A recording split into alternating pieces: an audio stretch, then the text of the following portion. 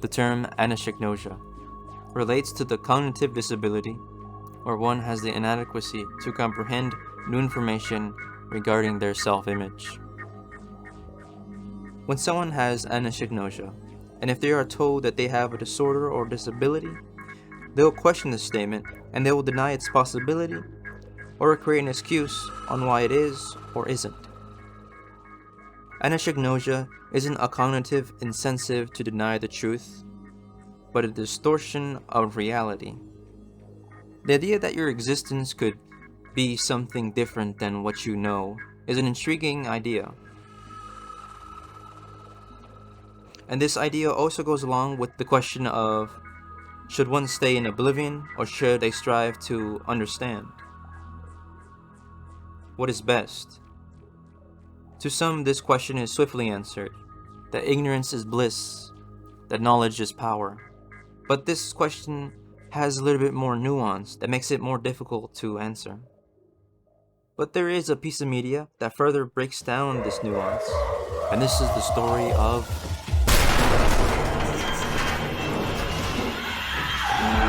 Crazy! Are you for real? This was a bad idea. Please don't leave me alone. Hi, Simon. I'm Catherine.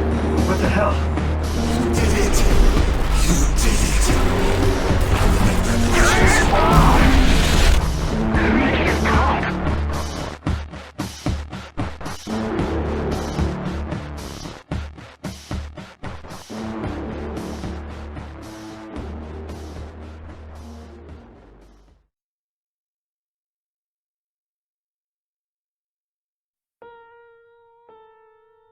Soma is a sci-fi horror game that tackles themes of humanity, relative experience, and a multitude of other philosophical questions. We begin our discussion with Simon Jarrett, and after a car crash that had left them with crippling brain damage, he was contacted by David Munshi, a PhD grad student who designed a plan to help him. His plan was to capture a NEUROGRAPH, a perfect copy of one's mind and consciousness formulated into a codable data, basically a file copy of the brain.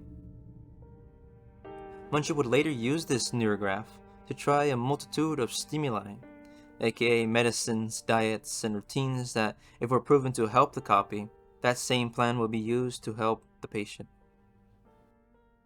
Munshi truly believed that this technology would help people with mental disorders like depression, anxiety, autism, dyslexia, Alzheimer's, and your uncontrollable urge to play Valorant.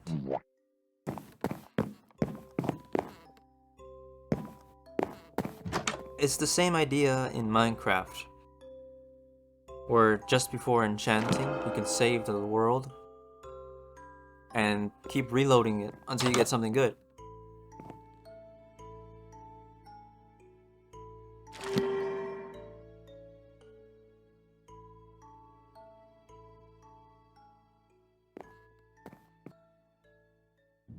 Simon enters Dr. Munshi's office, and here they begin the first steps to give Simon a better life. Have a seat.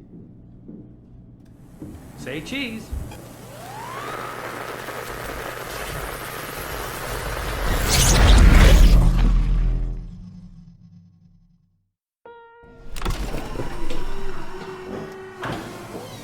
Hello? Mr. Munshi? Did something go wrong?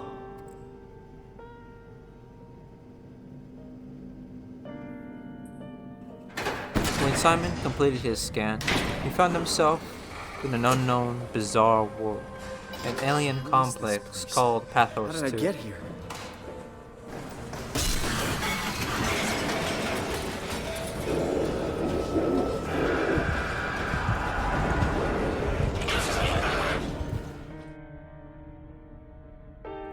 After a world-ending disaster that killed all life on the surface, deep down in the research base of Pathos 2, the station-wide artificial intelligence, the Warden Unit, also known as the WOW, solely designed to aid and oversee the functions of the facility, began to act out its main protocol to preserve humanity.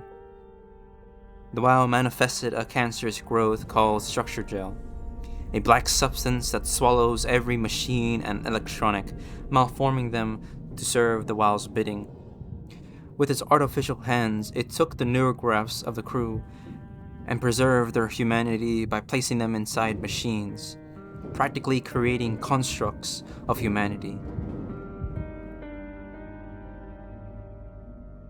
As Simon explores deeper into this abyssal world, he'll encounter a multitude of the WoW's mockingbirds, the first of which seem to be lost, and one seems to be overly aggressive.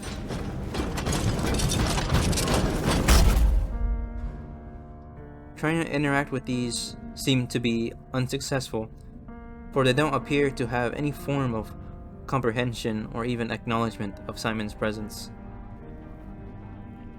If the warden had perfectly copied the mind of an individual, shouldn't the robot be a perfect reanimation of that character? You know, for being copies of the human consciousness, these mockingbirds don't act like it. And the question is why? Ah! What was that? One theory that may explain this is that our mind only has one way of understanding the world. Like, for example, throwing something in the air, it will soon fall down because of gravity. Our world just makes sense. We understand our world. So when something challenges our understanding, like if one day gravity just stopped, we wouldn't be able to reason the reason of its existence. We'll be unable to comprehend such bizarreness.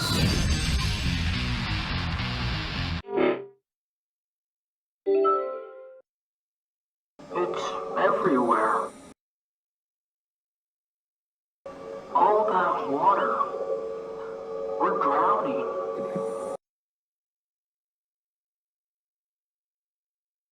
Alan, what's your name?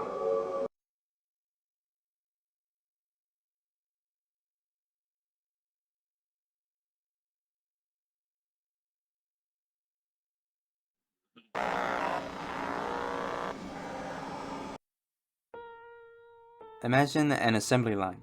Every section is organized to work with each other like an oiled machine. And the idea is, if one section was missing or done incorrectly, the end product will be wrong. There'll be something wrong with it. And this is what most likely happened to the mockingbirds. The body was a big role in understanding the world, so when the body changed, the mind tried to levy its rational understanding, but just couldn't. Ultimately making these mockingbirds act less human and more like husks of what once was. As we traverse through the metallic corridors of Pathos 2, we'll encounter another mockingbird, but what makes this one much more special than the others is that this one is fully conscious. What are you? Are you blind? It's me. Carl SEMKEN. Carl SEMKEN is a worker of Pathos 2, but now a lone machine. Upon closer discussion, he'll state that he is human, while he clearly isn't. But why does he deny himself? Based on the first stages of the gross reaping curve, rejection of the truth and anger are common behaviors when someone is in a state of loss or extreme stress. And our friend Carl is clearly in this state, denying his real body and snapping at any form that challenges his current belief. Alarm you? But I think you might be trapped in a robot. I'm telling you, get your eyes checked. I'm right here. I see both my hands, both my feet. When you remote, all you see is like a video feed from the helper unit. Your own body is entirely out of the picture. And the question is why? Why does Carl have this state of cognition, while the others did not? What does he have or didn't have that made him this way? Well, when we look at his function at Pathos 2, he was a wrangler, a person who controls robots via the pilot seat, aka a VR headset that uses the brain as a controller. Can't remember how I got here. What do you remember then? I was in the pilot seat, remoting a UH. You were remote controlling a robot. We do it all the time. Robots are too on a way to deal with some stuff. Did you maybe get trapped in the robot somehow? Your mind is pretty tightly wired to the helper, but nah, pretty far-fetched. And I think this is what Carl had that allowed him to keep his intelligence. His constant use of this technology had accustomed his mind in being away from his body and made him feel comfortable in a different body. So basically, when his body transferred, it wasn't a large leap, it was a retract of something familiar. To add on, his mind probably created a hallucination or a overlay of his body to make him believe that he was still human and not stuck inside a machine, practically working as a buffer between insanity and sanity. Carl kept his cognition and his intelligence, but his mind lost the ability to see the truth. Please! I'm sorry, I think I pulled the wrong lever. Don't sweat it. Just get me a doctor. Won't a mechanic make more sense? You trying to be fucking funny? Give me a medic! Get out of here. Trust me, I'll get you to Theta safe and sound. We just need to make sure we leave enough power running so we don't have to return. I hear that. See you back at camp. How did I do that? As we explore deeper into the facility, we'll discover that Simon may not be who he thinks he is. We can see that he has unhuman abilities, like manifesting a flashlight from his ass, like manifesting a flashlight from nothing. Where did I get a flashlight? Having the ability to breathe underwater.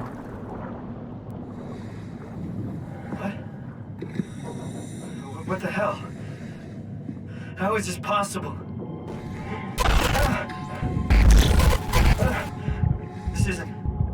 This is insane! Hey, down here.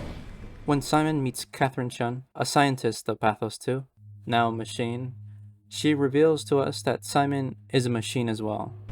Have you looked at yourself lately? You're a walking, talking diving suit with some electronics slapped on for good measure. I don't... You don't want to think about it? We'll start thinking about it. And after a back and forth, these two robots become an oiled machine and work together to find an escape. But if we take a small step back, why did Simon and Catherine not fall into insanity or into a loop of denial? What makes these two special? To start off, let's take a look at Simon Jarrett. Going back to the beginning, Simon Jarrett was in a car crash that left him with brain damage. So at that point, Simon was cognitively challenged, having a hard time watching TV, reading, and listening to music. You know, kind of like your average Valorant player.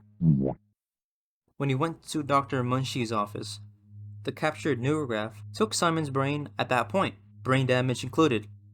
Skipping 100 years into the future, the Wild took that same NEUROGRAPH and placed it inside the Simon we know now, and that brain damage wasn't fixed or removed. It was the same scan Munshi would have used to create the plan to help the real Simon. So we can safely assume that Simon's mind at this point is still cognitively challenged and may have a general inability to understand fully, similarly to the cognitive disorder of anosognosia. And this disorder is mainly caused from accidents. Our friend got into an accident that gave him brain damage. So Simon definitely has a neurological disconnection that allows him to slightly understand and endure this nonsensical change. Okay, focus. I need you to fix me so I can get back to work. Then you can sulk as much as you want. And what about Catherine? What does our newly formed friend have that made her endure this horrific change? Was it brain damage? Was it familiarity? Or was it something else? And as we explore deeper into Pathos 2, we'll find a doctor's note about Catherine, and this little note describes a lot about her. It states that Catherine Chun, age 37. Damn! She looks good for 37.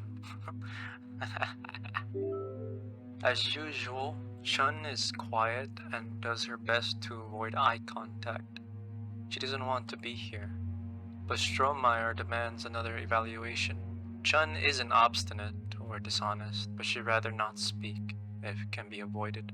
She has a hard time dealing with people in general, including doctors. Catherine Chun is weak in character.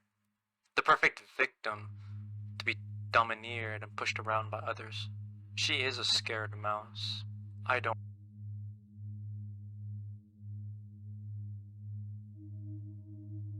To summarize the note, it says that Catherine is a shy guy and has difficulty connecting with other people. Based on Google, people with autism have difficulty communicating and understanding others' emotions.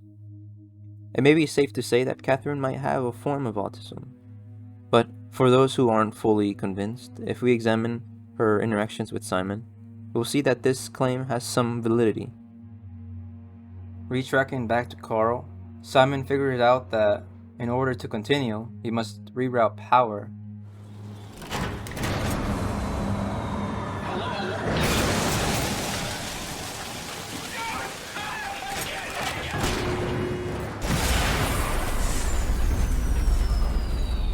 But doing so causes Carl to perish, causing Simon to feel very depressed about it.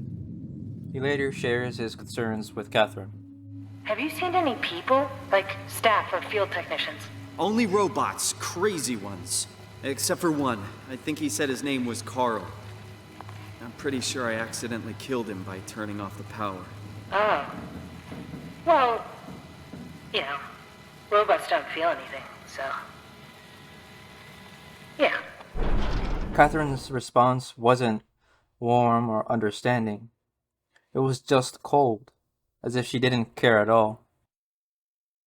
Catherine of all people should know and understand that these machines have the minds of other people, because these minds are her crewmates and colleagues, and she herself is a machine, and should be fully aware of it.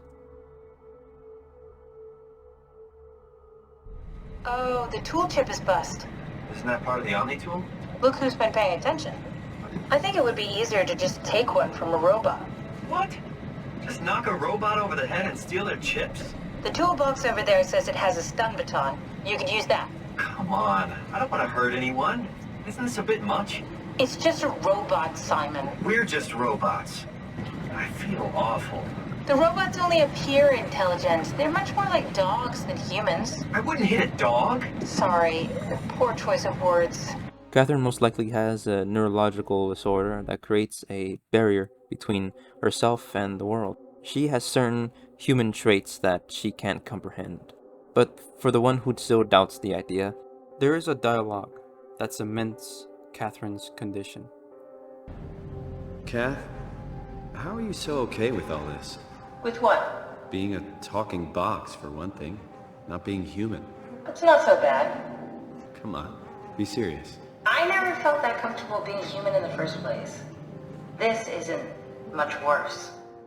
Simon and Catherine both have a mental limitation, a cognitive dissonance that affects their interactions between themselves and the world.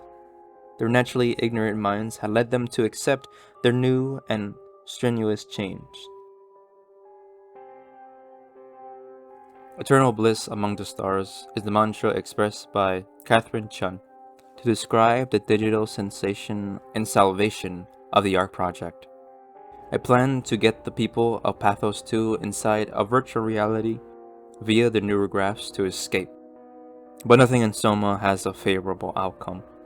Like discussed earlier, when Dr. Munchie took the neurographs of Simon, he took a copy of his brain, and not Simon himself. And the plan was to use this copy for his experiments, to find a proper program in order to help the real Simon. And Catherine's plan is very similar to Munchie's, where she will use the copy to complete her task. But unlike Munchie's, where the copy was used as a step to help the original, Catherine's process will make the copy leave behind the original, and the copy will take the seat inside the Ark. And it's safe to say that the Ark is an escape for somebody else. Said perfectly in the live-action series, Transmission. No, it's not for us. We're going to die down here. When we take a gander at Transmissions, we will find a perspective of someone during the events of the Ark Project and the WoW's takeover.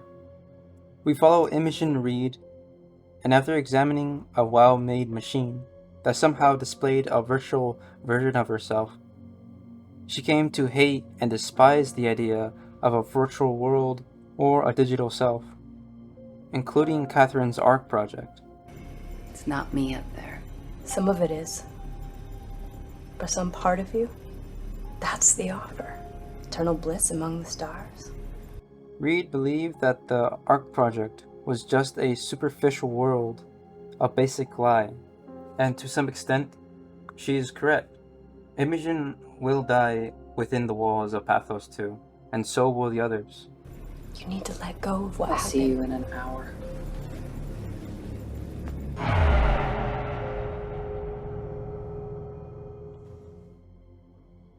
Adam Galaski, a close friend of Imogen, had a similar belief, and in a small chat with Imogen, he mentions, I haven't been able to dream since 4017. I think it does something to your brain when it scoops you out. Do you dream? Galaski believes that the scan somehow removes a part of his humanity, and probably believes that it made him less human, less of himself. These two close friends share a similar disinterest or distaste to the Ark, believing that the Ark Project is a destruction of their selves. Just like where the name is derived from, Noah's Ark only took what was needed, and what was left behind drowned under the flood. The Ark isn't a real escape. Or is it? But what if there was a way to get into the Ark as the original and not a copy? What if you seamlessly transferred your consciousness to the Ark?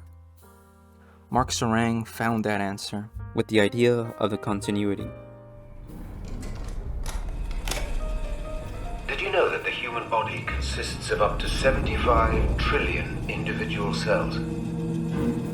They typically don't stay with us till we die. Some live a few days, while others live a few years. We're not affected by their short lifespans, as they're replaced by new cells which help sustain our bodies. I don't think anyone would argue that we ever lose our persona due to this process. Yet we are clearly in a constant state of transformation. Then how do we remain the same? A continuous flow of thought and perception keeps an unbroken chain of continuity that we know as our self. Mark Sarang explains that our existence is defined not by our body, but the events that unfold within our lifetime. So when our cells die, it isn't our body ghosting away, but an event of millions that will make us who we are. Sarang challenges the idea that at the scan, two emerging outcomes are created, one as the original and the digital self. And as they continue existing, they will diverge and become two unique outcomes. But at the moment of the scan, both entities are equal. And before they can diverge and become two unique outcomes, if the path of the original body was removed, the only possible outcome is the only thing you can be, the one inside the Ark.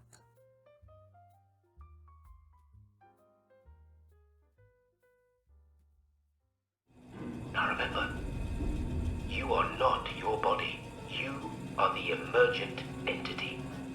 Let your body die and continue on in the digital paradise among the stars. When it was Sarang's time to get his scan done, he followed through his idea, and when Catherine completed the scan, Mark ate a lethal amount of cyanide, killing him instantly. He shared his ideas to his co-workers and colleagues, and told them to follow along. and perchance it was a form of desperation to escape the dying world of Pathos 2. Many members followed Sereng's footsteps, and after a few unwanted outcomes, Catherine's project was cancelled and the only salvation for humanity ended. Strasky, come in. I need help in the lab, the scan room. What happened? Conrad killed himself after the scan. Jesus, how? Laser tool. What should I do? I'm gonna need to tell Strohmeyer. No, please! I'm so close. Strohmeyer's gonna shut down the ARC project. It's not my fault people keep themselves. Catherine, what are you gonna do? It's not like you can sneak a 300-pound body out of the lab. I know. Catherine, are you okay? Not even close.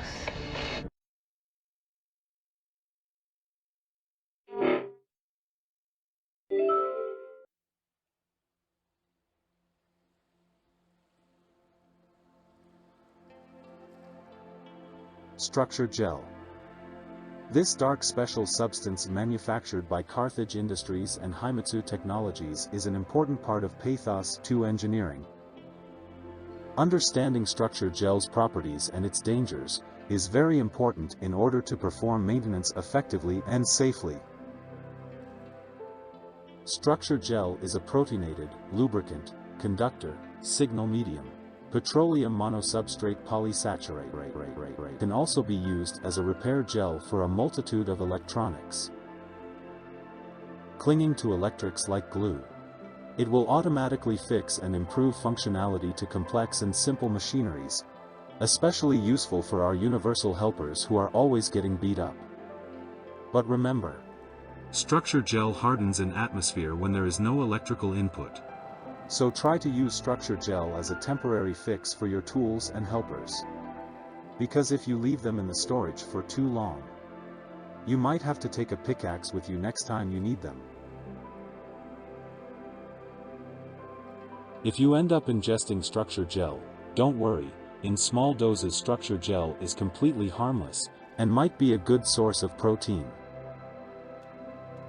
But if you do end up ingesting large quantities of structure gel, it may lead to SGP, structure gel poisoning, and may cause but not limited to nausea, irritability, loss of appetite, weight loss, sluggishness and fatigue, abdominal pain, vomiting, constipation, hearing loss, seizures, hallucinations, believing the warden is our savior. Recent studies of structure gel with biological matter shows that the gel can be used to revive undead organisms via electrical impulse. This is similar to the science experiment with the battery and the frog legs. Maybe if we can develop the gel further, we might be able to use this as a cure for paralysis. But maybe that's a discussion for another time. Structure gel is a very useful tool for work around Pathos 2, and we can thank our friendly watcher, the Warden unit. The WoW. Thank you for your participation. If we take a step back and look again at the WoW, it had created a similar idea produced from its protocol to preserve humanity. The idea was to place the people of Pathos 2 inside a lucid dream so that the WoW could watch over them and protect them from any harm's way. But the WoW needed a champion to enforce its new paradise, to spread the word. And it found just that in the old Terry Akers. After his crew down in Site Delta were asked to evacuate to Site Theta, Terry stayed behind, and in his lonesome, he began to ingest a perilous amount of structure gel. He consumed so much that in his slumber, he began to dream about his savior, and how it told him a divine mission to save humanity, by spreading the divine flux to give whoever touches it an eternal ecstasy inside the eternal dream.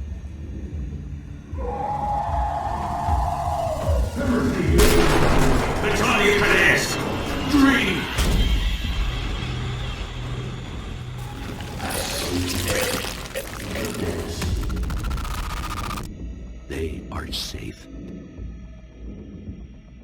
dreamers are placed inside a perfect world, a life worth living, and perhaps this is a perfect escape.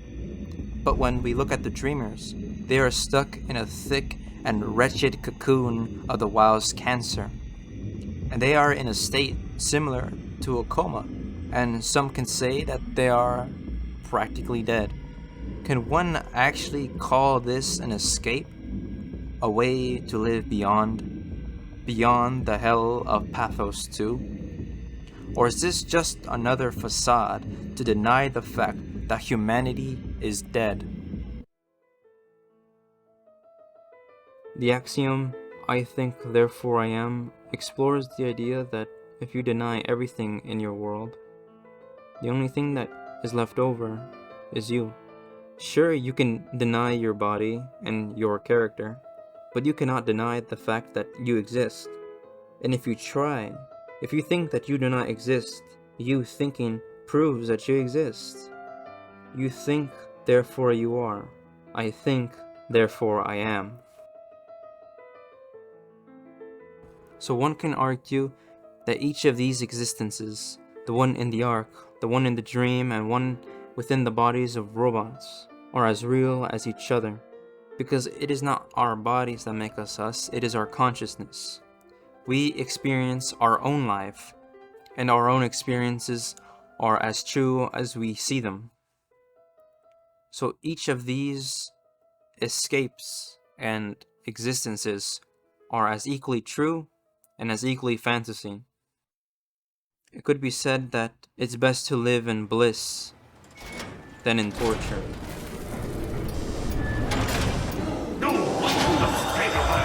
There's nothing left.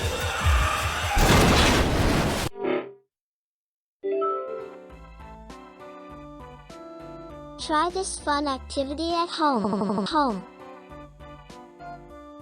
Close your left eye and focus on the dot with your right eye. And stay very still. Keep your eye focused and focus on the dot with your right eye. And now slowly approach the screen. At some point you will see the plus disappear. Very cool, huh? This is because...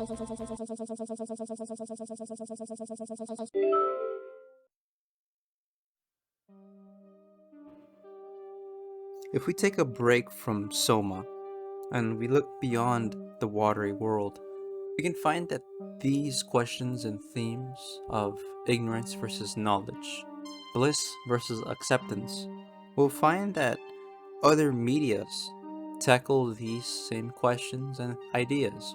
And by looking at these, we might gain some unique insights and perspectives.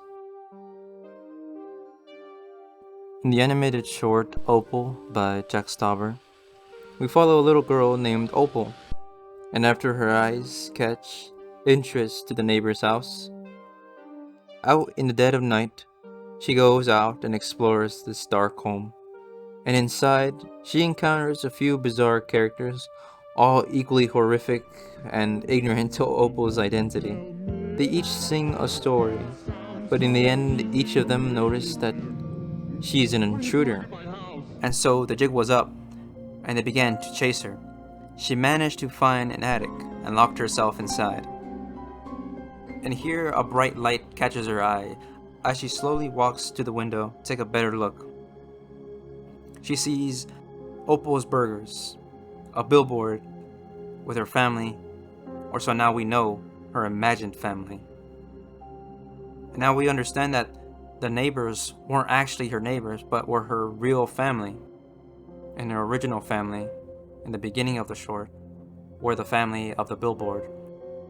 This Opal character had probably manifested a dream of a perfect family in order to hide behind her probably awful family. We can say that this call to action was probably for the better, because being a little kid is very difficult to do your own thing. So she found comfort and a happiness in an imaginary world.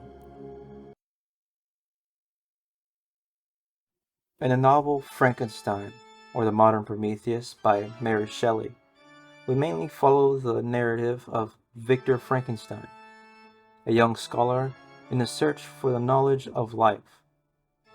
Victor was sent overseas to deepen his knowledge and feed his curiosity about this topic. In his studies, he decided to create his own human, not just any regular human, but a superior one. Why make something normal when you can make something better? And after many days of research and gathering, and on a dreary night of November, Victor managed to find what he sought. He gave a spark of being to the lifeless thing that he created, and it stood up in darkness, and with its dull yellow eyes, it looked at his creator. 2 years of hard work and dedication, a beautiful ambition, turned to pure horror and disgust. Victor, unable to endure the aspect of the being that he created, he ran away. And this sole action would soon lead a domino of events that would lead both the creature and Frankenstein to an endless chase of revenge and torment. Victor that day denied his responsibilities to the creature and his ability to accept what he had done and the reality of his new world.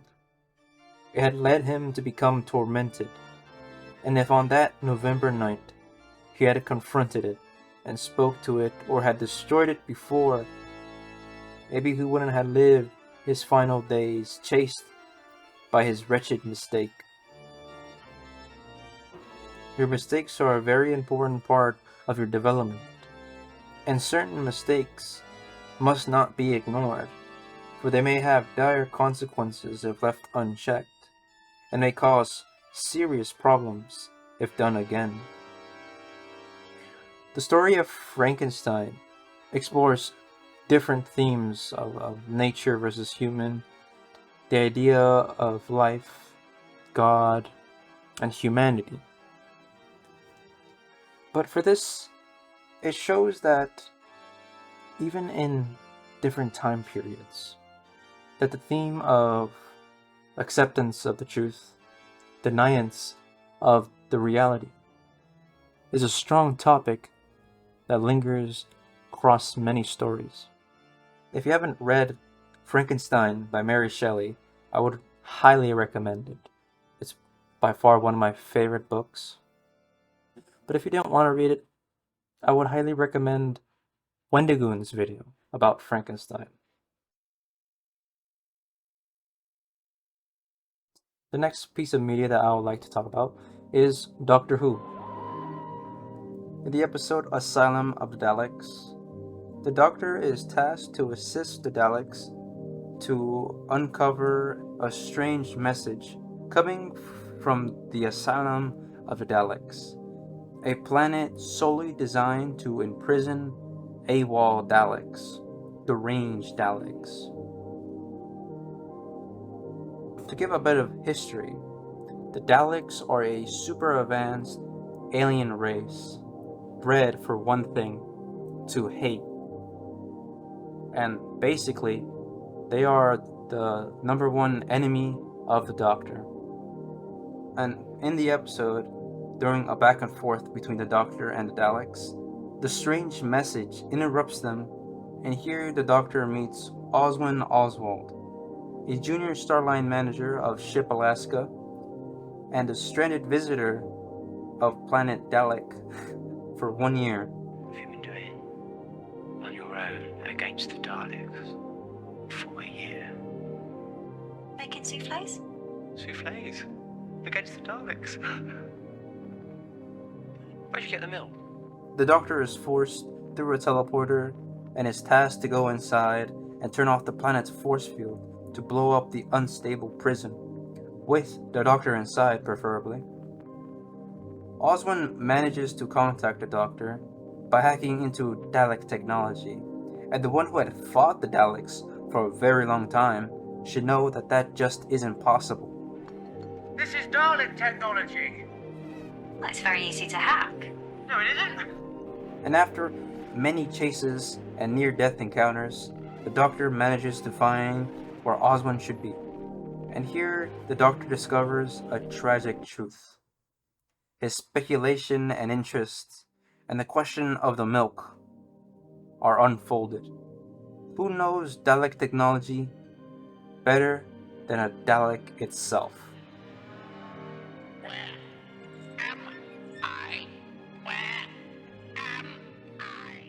Explained perfectly by the Doctor. It's a dream, Oswin. You dreamed it for yourself because the truth was too terrible. Oswin Oswald could not accept the fact that she was a Dalek, so she created a dream where she still believed she was human. But the Doctor broke down those walls and showed her the truth, and she too broke down. But her indomitable human spirit overpowered her sadness and accepted her new reality, and ultimately saving the day by making it possible for the Doctor to escape.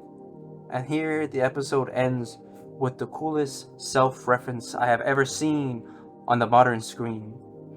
Suckers!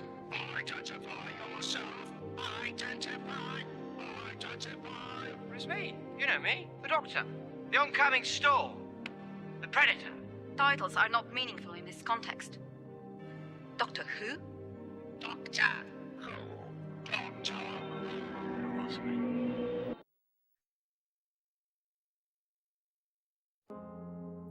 Soma is a horror game that makes you fear not what lingers in the corner, but makes you fear your own mind. Soma explores the ideas of self, humanity, and the themes of ignorant versus knowledge. The question of should one just ignore the truth and embrace a facade, or to live on and accept new changes, even if they are uncomfortable or painful. Exploring small sections of Simon's journey in Soma, we can discover ideologies and behaviors that some may partake in order to accept change. Like the Mockingbirds, found across the story, figured out that the best way to accept change was to lose the ability to comprehend at all.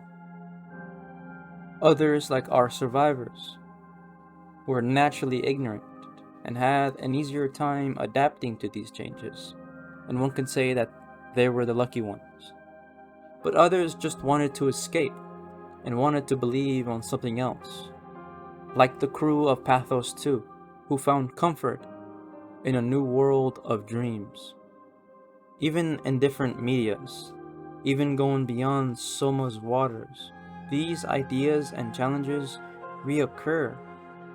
And we figured out that these ideas aren't just found in sci-fi or fictional stories, but are found within every human, as we all are challenged and have things we wish we forgot. A quote from the novel The Road by Cormac McCarthy perfectly encapsulates this idea. We forget what we want to remember, and remember what we want to forget. No matter how hard we try, we're gonna mess up. And sometimes those mess ups are gonna affect us in ways that will make us want to forget them and wish they never happened. But it is our obligation as people to learn and accept them. Because the more you try to stuff them down in a tiny box, sooner or later that box will explode, and it will hurt and destroy things you love. Above all, what I want you to take away from this video is that you should try your best. Try to live an honest life, because life has a deadline. So live it well, and thank you for watching. I can't believe we actually made it. Well, we did. I'm so relieved. It's okay, Simon. Everything's all right now.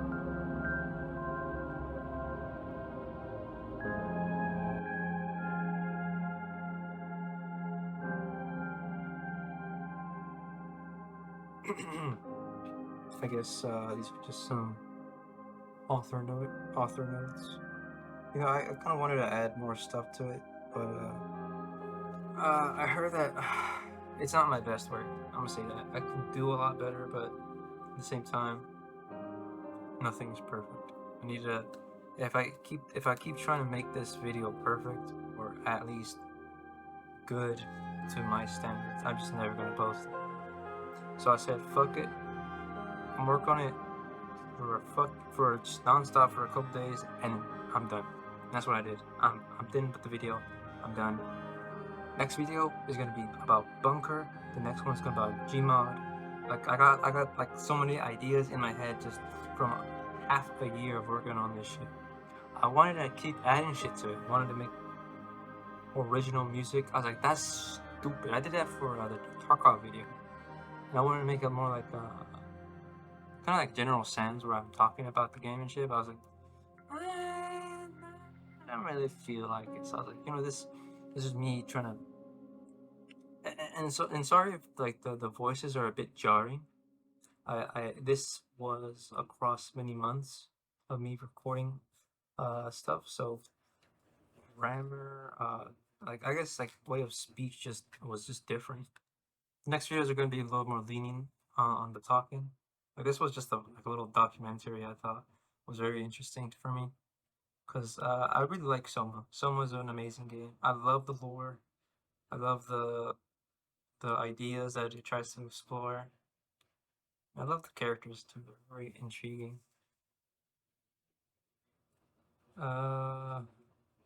What else? What else I gotta say? Use code deadline on checkout.